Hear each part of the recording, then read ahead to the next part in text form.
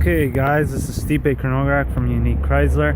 Today I'm going to talk about why the Daytona Charger is a good buy. And I think right now, just looking at this Hellcat to the left and this Daytona to the right, it kind of explains why I'm going to be making this video. Now, when you look at these two cars from the front, they're basically the same look and basically the same car. Now, there are differences. The Daytona does have a 5.7 liter Hemi, and obviously the Hellcat comes with a 6.2 liter Hemi supercharged.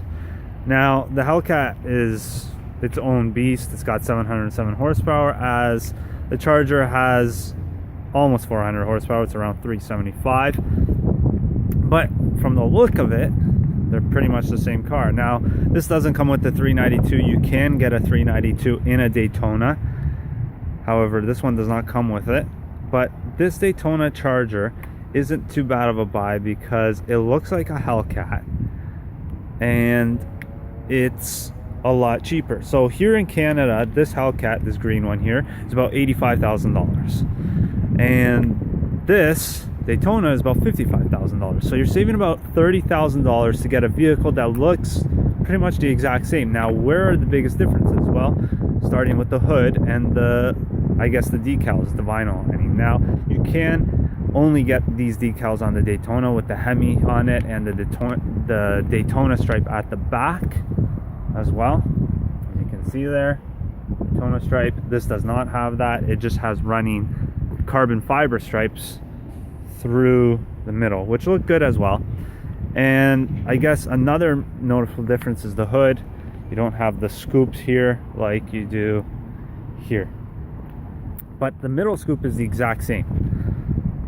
The front, the same. Now, the only thing is this does have the adaptive cruise control and the front park sensors there, as well as fog lights. Hellcat does not have that because it needs more air for the superchargers and all of that.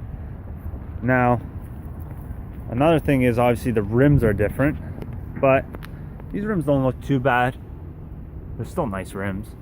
And obviously these are the SRT rims. Now, if you put the SRT rims on the Daytona, what would be the biggest difference then? It would be the ride height.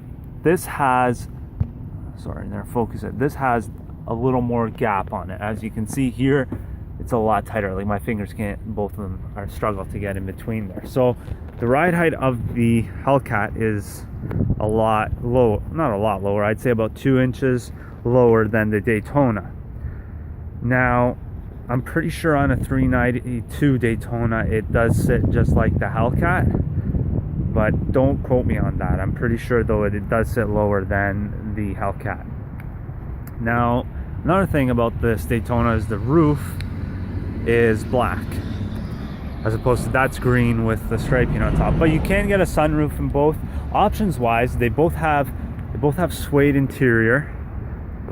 Okay, so really the biggest difference is the suede on this vehicle. I don't know if you can see, really, probably not because of the tint. However, on the Daytona it just says Daytona on the seat, and then on the Hellcat it says SRT with the Hellcat badging right next to it. But as far as the actual dash goes in the two vehicles, they're pretty much the same. So I mean, to someone who doesn't know about these cars, really this Daytona would be the best buy. And this Hellcat, if you want the speed and fun of it, then sure. But I've driven this Daytona and it is a fun car as well. Now, does it have the power and that? No, but it's still a great car. It sounds awesome.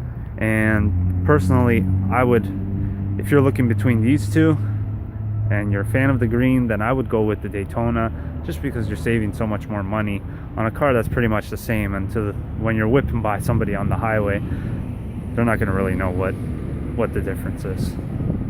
All right, guys, that's my video for today. Follow me on Instagram and subscribe. Thanks.